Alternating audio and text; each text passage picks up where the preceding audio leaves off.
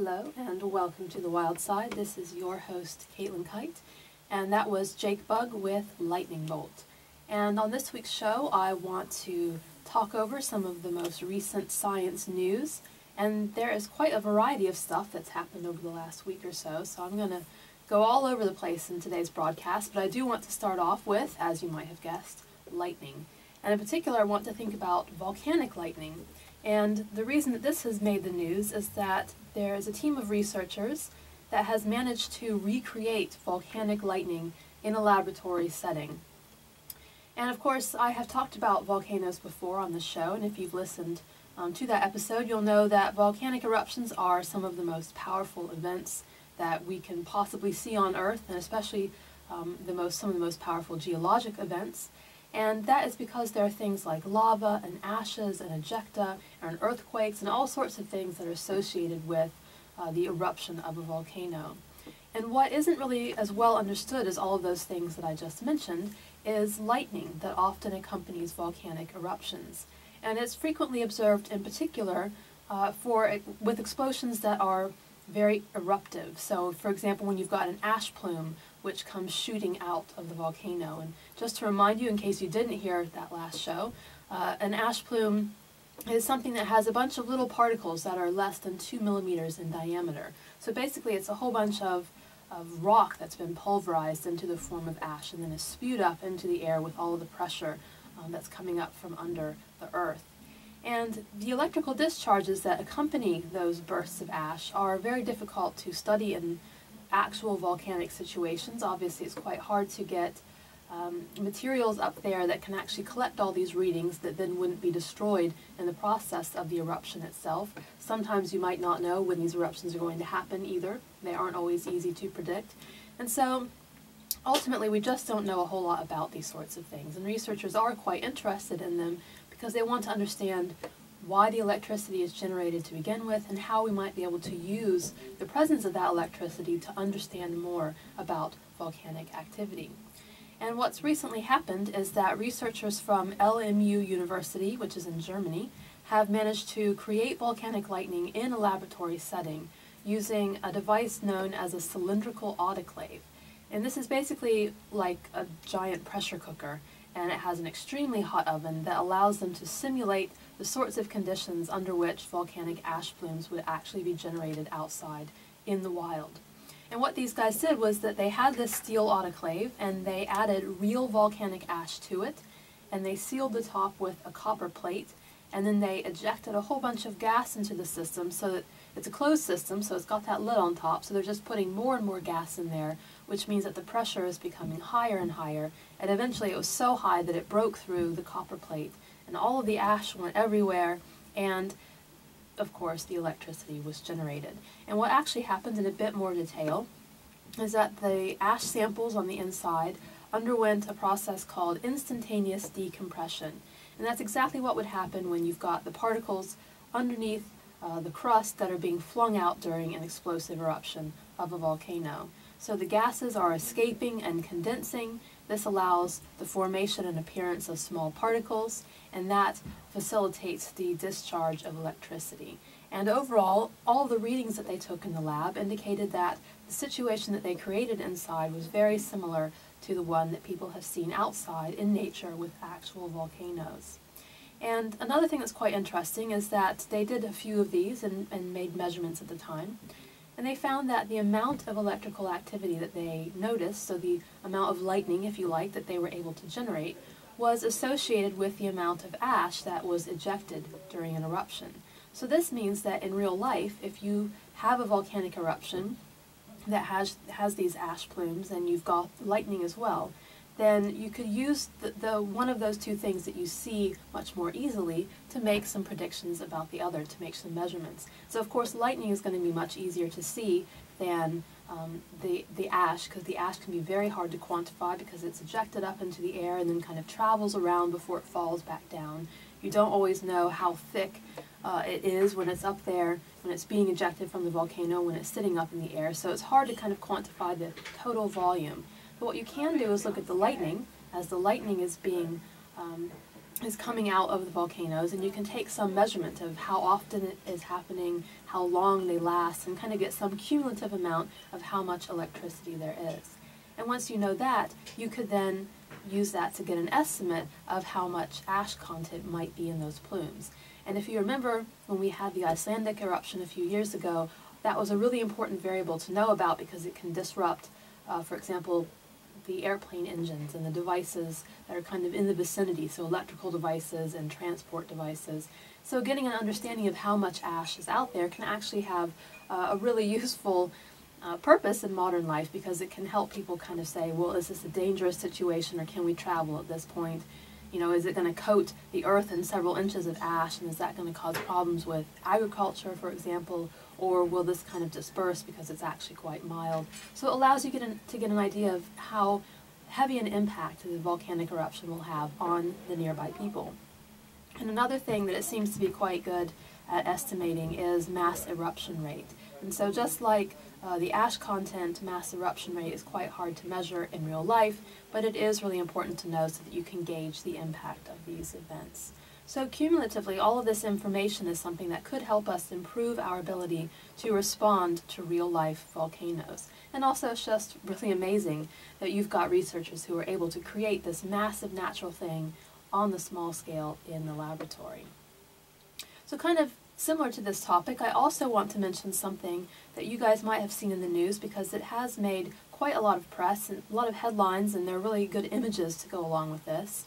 And that is that people have observed, most likely, water vapor venting off of the surface of Europa, which is one of the moons of Jupiter. And this was found thanks to the Hubble telescope, which recorded a bunch of images of this over time, so they were able to kind of see what it used to look like, how it began to happen, what happened at the peak of this event, and then kind of tapering off again. So they have this nice time scale, and actually over quite a long period of time, not just recently, but kind of over several years, I think, that allow them to kind of see the whole process of when do these sorts of eruptions happen, and what is it like when they do happen.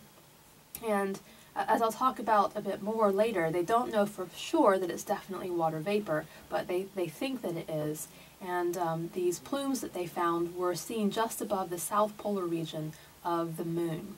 And there was already some pretty good evidence in the past that the icy crust of Europa does cover an ocean, so there is a water ocean underneath all of that surface, but they thought that it was a pretty solid surface.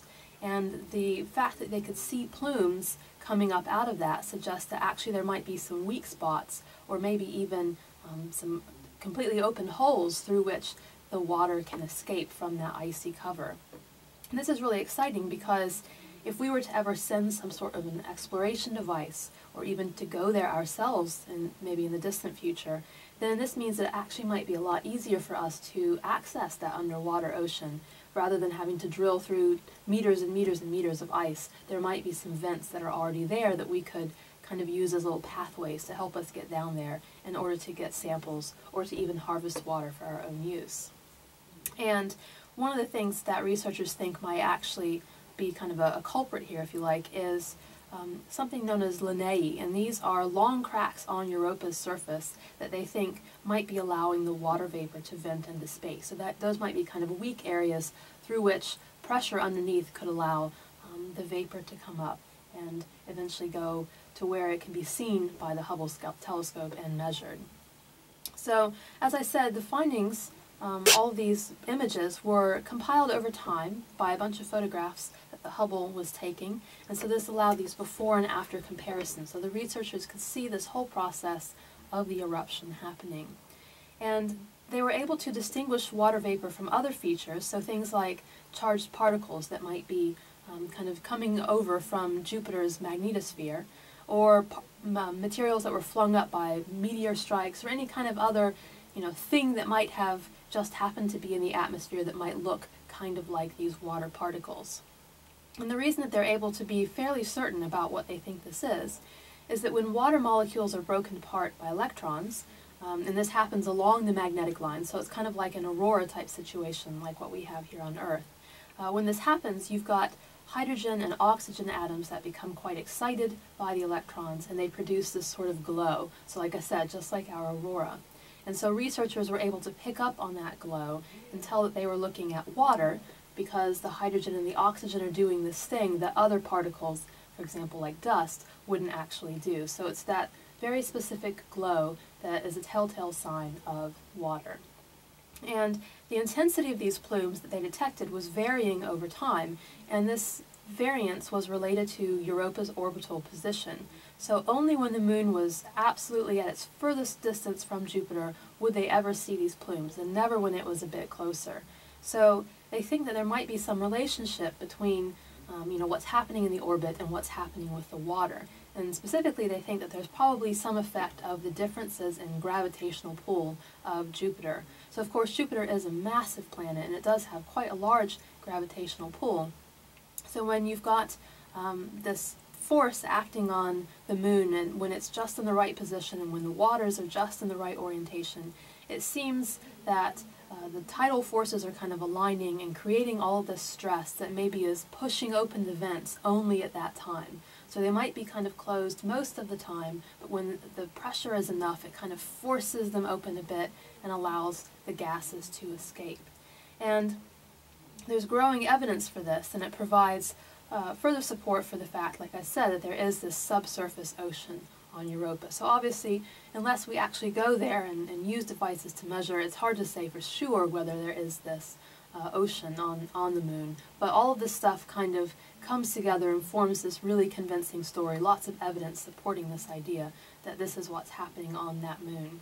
And of course, this is one of the really exciting things about Europa, of course, is that it potentially could be settled by humans if it does have water. Now obviously, you would need quite a lot of technology to achieve that, but it is one of the places that people have consistently brought up over time as a place where humans might eventually disperse if we have the right kind of transportation and devices at some point. And Europa is only the second moon in our solar system to have water vapor plumes, assuming that is what they have seen here. The other is Saturn's moon, Enceladus, which only has ice plumes rather than water in gaseous form. And kind of the gas form, I think, is maybe seen as slightly more accessible than the ice form. So that does make this a particularly exciting discovery.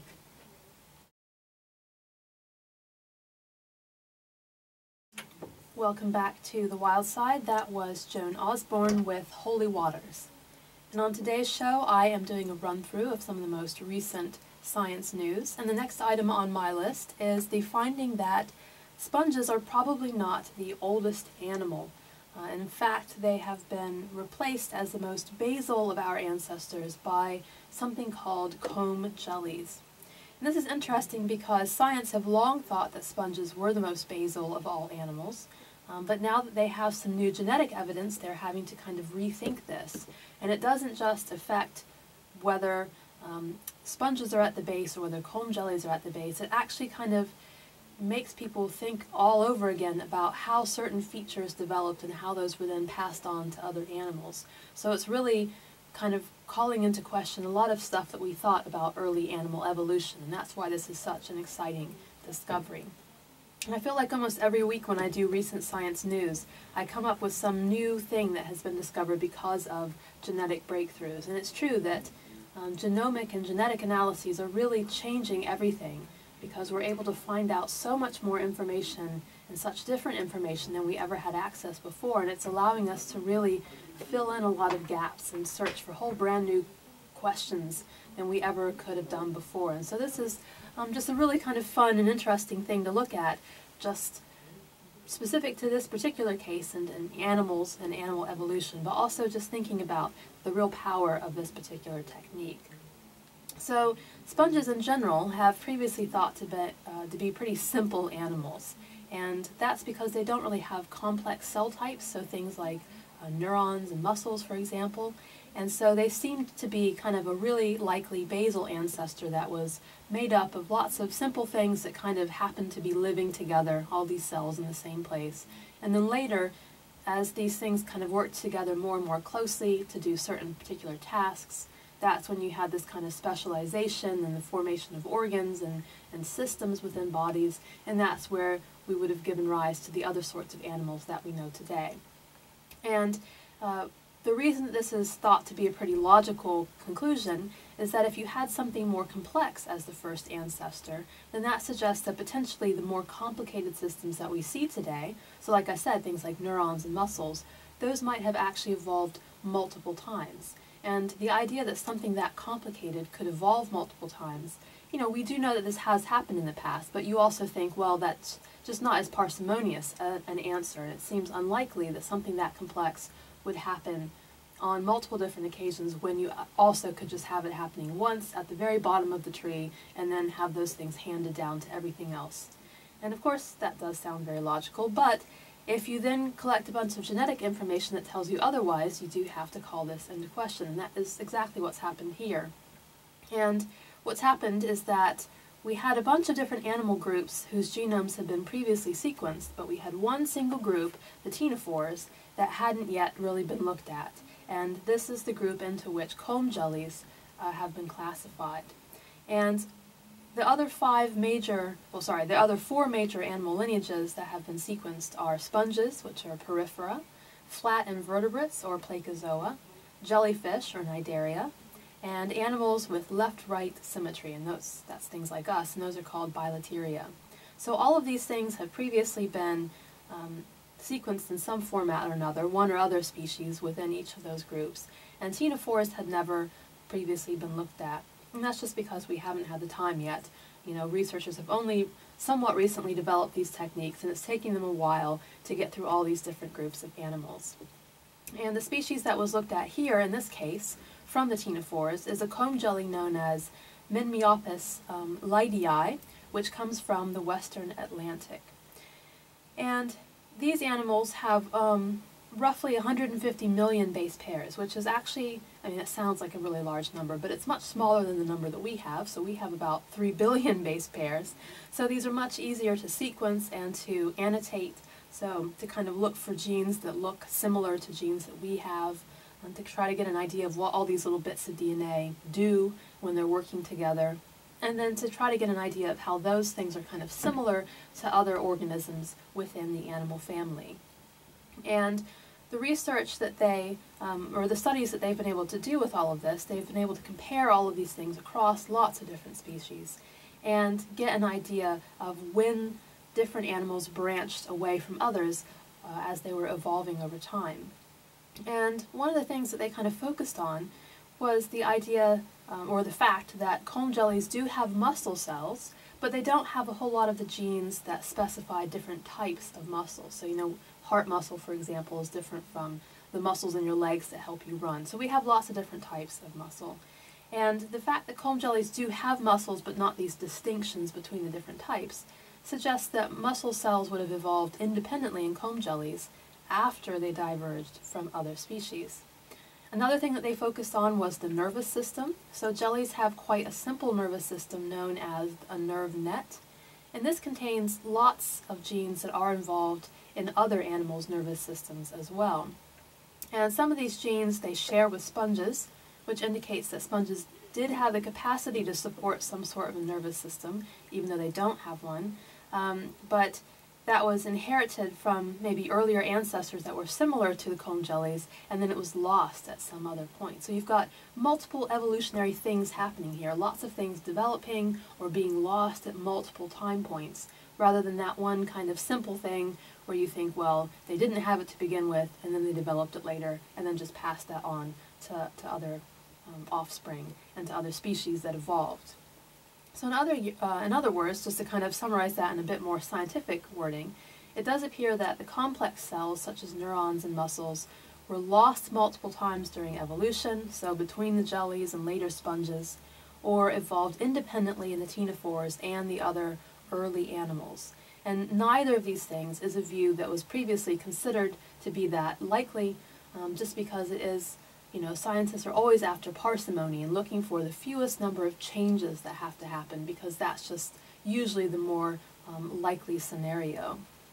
So it's particularly amazing to think that it is possible for these things to happen over multiple steps, because a lot of these cells are very complex, and the systems that these cells form are very complex. So it's amazing to think that because of the way evolution works and because of maybe some environmental conditions that were somewhat similar amongst all of these different types of animal habitats, that indeed there were multiple events that did happen over time, simply because that is just the thing that consistently helped these animals do better and survive more. These are the mutations that popped up most often, or even by chance, these are the things that were selected for or not selected against, and so they persisted in the population. And so this kind of analysis really shows that you can get a ton of information by looking at genomes and by making comparisons across different species and seeing things that maybe wouldn't have been accessible or noticeable if you didn't have all of these different types of organisms that you can look at. And this helps us understand not just the timing of evolution, so when did each of these things evolve, which one preceded the other, how long ago did that happen, but also understanding the function of particular genes and also particular features. So the more you understand about the organism in which something would have first appeared and how that would have worked, the more you can begin to understand, what happens when it goes wrong, what happens when you change this, what happens when it doesn't have this other thing that it interacts with, all sorts of variations on that theme. And those are exactly the sorts of things that we need to know whenever we're treating diseases and genetic abnormalities. So all of this kind of information is really useful not just to people who are interested in evolution and in zoology, but also are interested in treating diseases and kind of advancing medicine.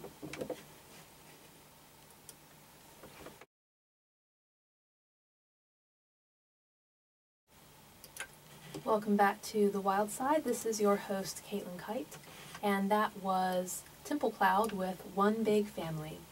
And today I am talking about some of the most recent science news events, and the next story that I would like to discuss is the fact that the new coldest place on Earth has been discovered. And as you might expect, it is in Antarctica, and it blows the old record out of the water by several degrees. So in July of 1983, researchers measured the first, or the most recent, other than this one, coldest record temperature, and it was 89.2 degrees below zero, and that's in Celsius. So in Fahrenheit, it was 128.6 degrees below zero. And that was measured at the Vostok Research Station, which is in eastern Antarctica. And it has just been beaten by new measurements recorded on a plateau that's also in eastern Antarctica. And all of these measures were taken between 2003 and 2013, so over a period of 10 years, by a sensor on board a NASA satellite, as well as by the more recently deployed Landsat 8 satellite, and that was launched by the U.S. Geological Society. And cumulatively, the measures from both of these things indicate that temperatures in this region range from about negative 92 to negative 94 degrees Celsius, or 134 to 137 below zero in Fahrenheit. And that is obviously quite uncomfortably cold. And one of the researchers that was involved in this study said that actually it's the type of cold where if you were there, with every single breath you took, you'd be worrying that your lungs would actually freeze. So it would be really painful, very uncomfortable, quite difficult to do research. And that's why it's really great that they could rely on these kind of distant devices to collect the information for them. They didn't actually have to go there in person and suffer through all of this. And there are a lot of things that are actually kind of intriguing about this study. One of them is that the measurements were taken not just in a single place, so the way they were at the Vostok Research Station, but actually over quite a long stretch of land, so a 1,000-kilometer stretch of land that they were able to monitor using these devices. And they were able to confirm that actually it's not just a single spot that happens to get quite cold, that there are large portions of the plateau that consistently, routinely experience these really, really cold conditions. And particularly susceptible are little pockets, well, and I say little, but it's kind of little in the scope of how big Antarctica is. So these kind of little 3 by 6 mile types of pockets where there are slight topographical depressions. And so you've got there's an ice dome summit near this plateau, and then there are these little kind of bits of the land that are a bit lower than the rest of the land around them. And these are the sections where it gets really, really cold. And the reason that this happens is that in the winter, the area has clear skies. And if you are a gardener or someone who just spends a lot of time outside, you know that when there isn't cloud cover, it doesn't maintain all of the heat that has been absorbed by the earth during the day as the sun has been shining. and so it tends to get much, much colder. And so in Antarctica, you'll have months on end where there are no clouds at all, and so that means that all the heat is escaping the land, and it gets very, very uncomfortably cold there. And this is particularly happening near the snow surface, and that happens because the cold air is denser than the warmer air above it, so it's kind of falling down to the bottom of the air, if you like, of all of those different kind of layers of air. So it goes all the way to the bottom, and then it starts rolling downhill, so it moves both vertically and also horizontally, and it collects in those little hollows that are a bit lower than the rest of the land. And when it collects there, it can actually become even cooler because of where it's positioned. Maybe there might be a bit of shade in some areas. So all of this stuff together, it just sits around and gets very cold. And there are special weather conditions that are associated with the absolute coldest of all days. And what happens then is you've got kind of a shifting wind pattern or a change in the atmospheric pressure gradient. And because of whatever is happening exactly, you've got enough force to push some of that air that's in those little pockets slightly uphill. And when it does that, it is contacting and pushing against the cold air that was sliding down. So you've got these two kind of bits of air that are moving towards each other and exchanging the temperature between them. And it's pinning the colder air into place in the hollows and allows it to cool even further, and it's probably drawing in that cold air that's kind of shifted down from higher levels of the atmosphere as well. And so then you get these big patches that are quite cool and uncomfortable, and what they are reaching is what the researchers called ultra-low temperatures, which I think is kind of a very nice way of saying that it's just absolutely miserable in these areas. And like I said, these conditions can last for multiple months at a time, and so that does allow the air to become really cold and to stay really cold, and then any little shifts that make it even colder, you're not going to take much to allow that to happen. Now, interestingly, the particular observations that were made here for this study were actually a byproduct of another study that was going on. So the researchers had looked at these aerial photographs of Antarctica, and they'd found these unusual thermal cracks in the ice surface. And the cracks appear to be quite old, so maybe centuries old, and were likely associated with shifting temperatures.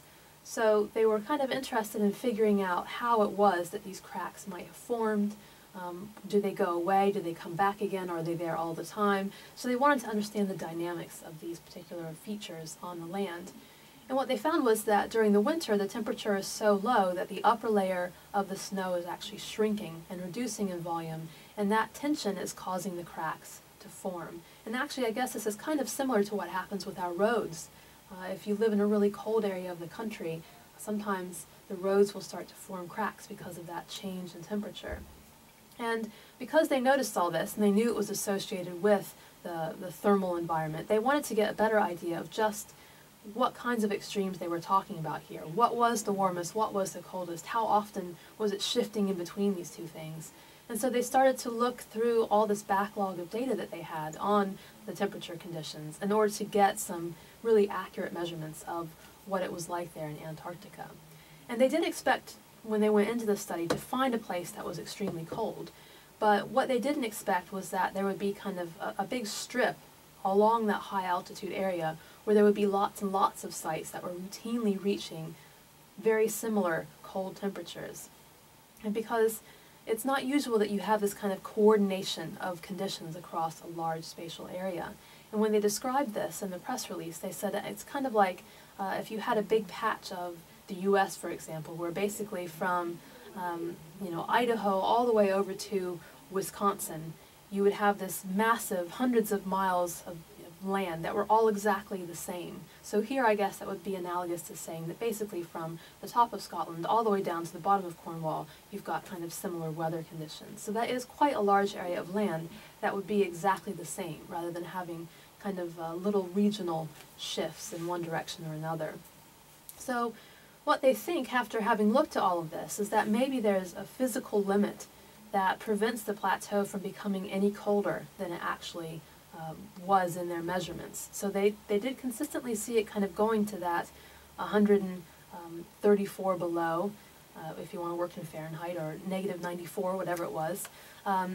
They did think that maybe because it wasn't going any lower than that, even when it was obviously quite cold and there were conditions ripe for making it get even lower, maybe there is some kind of a physical thing that's stopping it from getting any colder. And what they think might be happening is that there are certain types of elements and certain distributions of elements in the atmosphere, and those things might impose a limit on the amount of heat that can escape from the surface back up into space. So for example, they thought maybe the presence of carbon dioxide or the amount of carbon dioxide, things like nitrogen oxide, water vapor, particles, whatever's up there, that different shifts of those things can allow more or less heat to escape. But basically, even under the most liberal of conditions where the most heat can escape, they are maxing out at a certain amount, and that is kind of that 94 below kind of area where it's just not going to get any colder because there is nothing up there that can facilitate the heat loss anymore. It's basically all escaping. And they're quite excited about being able to make these sorts of measurements and draw these sorts of conclusions working only from images from satellites, because it indicates that actually there are lots of things that we can begin to measure using these devices. So there are lots of weather stations, they say, around the world where the extreme temperatures and extreme weather conditions are just too much for the devices that are currently in place. So maybe if we rely on these sorts of same satellite type things to take measurements in those areas, we can begin to get a much better idea of what the weather conditions are over the long term, or in particular areas that are kind of difficult to reach for whatever reason, or to keep the equipment there in. And you can kind of make better comparisons over space and over time, and just get a much better picture of what's happening. And of course this will be particularly useful now that we have to worry about climate change and we're trying to figure out, what are the variations that are going on in a region. If we do this, if we do that, does it help this out? Is it making it worse? So maybe we can use these devices to get those sorts of measurements in real time and really make a difference.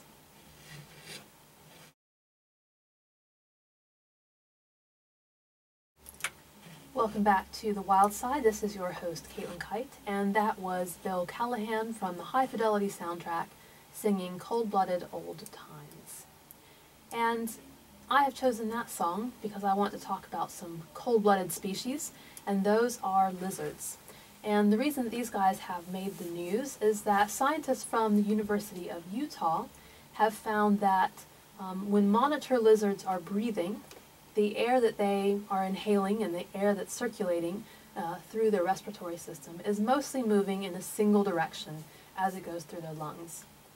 And this is an observation that's been made in savanna monitor lizards, and these guys are pretty large and therefore quite easy to study, as you might imagine.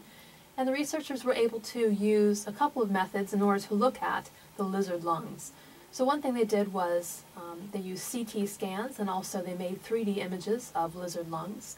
They surgically implanted airflow meters in the bronchial passages of 5 different lizards, and they were therefore able to measure the direction of airflow. That must have been pretty unpleasant for the lizards, but interesting, I guess, for the researchers. And also they harvested lungs from lizards that had died, and then they artificially pumped air and water through these things in order to see the direction of the movement. And when they were doing this, they had labeled molecules so that they could actually see what direction the air and the water were moving. And during all of this, they found that the movement of the air is facilitated not by valves and sphincters, so the sorts of structures that we have in our lungs, but by something called jetting. And jetting is basically the creation of an aerodynamic valve. So it kind of functions like a valve, but it's only just the shape of the airflow itself that is making that happen. And the air, that happens because the air is bending around corners within the lung airways, and that kind of creates this artificial type valve situation. And this is essentially the same method of breathing that's used by birds and by alligators, and was probably also used by dinosaurs. And that is actually the whole reason that researchers were looking at these monitor lizards, was because they wanted to get an idea of how do these guys breathe, and how does that relate to all these things that they are related to in the evolutionary tree, to try to kind of figure out, how did all of this breathing system evolve, and what traits were passed on from one species to another. Did similar methods of breathing evolve multiple times, or Was there one that kind of was ancestral and then was passed on to all these other things? So this is kind of the same sorts of questions that I was talking about earlier when I was thinking about the genomes of comb jellies and sponges. So it's the same sort of study, but here they're looking at morphology instead of genetics. And generally, just as I kind of was talking about with that study, because this is a mode of breathing that's quite common, and because there are so many animals that use it, researchers have previously thought that the most likely thing is that there was one point of origin quite long ago that, and then this was kind of passed on from one species to the next over time, because that is the simplest way to think about it. But what is kind of confusing is to think about where exactly did that arise, because these are things that branched off at different points, and it is possible that it could have arisen maybe just a couple of times at those early kind of nodes where things were branching off rather than lots of different times, or it could have happened really long time ago just once and then passed on to everything that was kind of subsequent. So there are, even within those different types of simple forms of evolution, there are various things that you could select as being the most likely scenario. So that's what they were trying to work out here. Which of these is the most likely thing that happened as these guys were evolving? And one of the theories is that this type of breathing is about 270 million years old.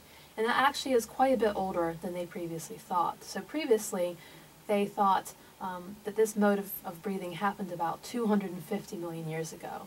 And the fact that they have now seen it in monitor lizards in this particular branch of the family does potentially push this back about another 20 million years. And that's actually 100 million years before the first birds even emerged. So this is quite a good system, obviously, if it's being passed on that far down the line. But it is possible that one-way breathing emerged independently in monitor lizards and also in the archosaurs, and those are the ancestors of alligators and dinosaurs and birds, the other species that this type of breathing is seen in. So in order to better understand the evolutionary history of this trait, it's obviously going to be important to not just look at these monitor lizards, but to also focus on some other lizards as well, so things like geckos and iguanas. Because maybe those guys don't have it at all, it's just the monitor lizards, they're kind of a freak of nature, and so maybe it's just something that only they evolved, or maybe all of them have it, which suggests that it did have that really ancestral origin. And of course this is different, if you know anything about breathing, than the sort of breathing that we do. So most animals have a tidal breathing pattern, and what this describes is the fact that air flows into the lungs, it drops off oxygen, it picks up carbon dioxide, and then it leaves the lungs again.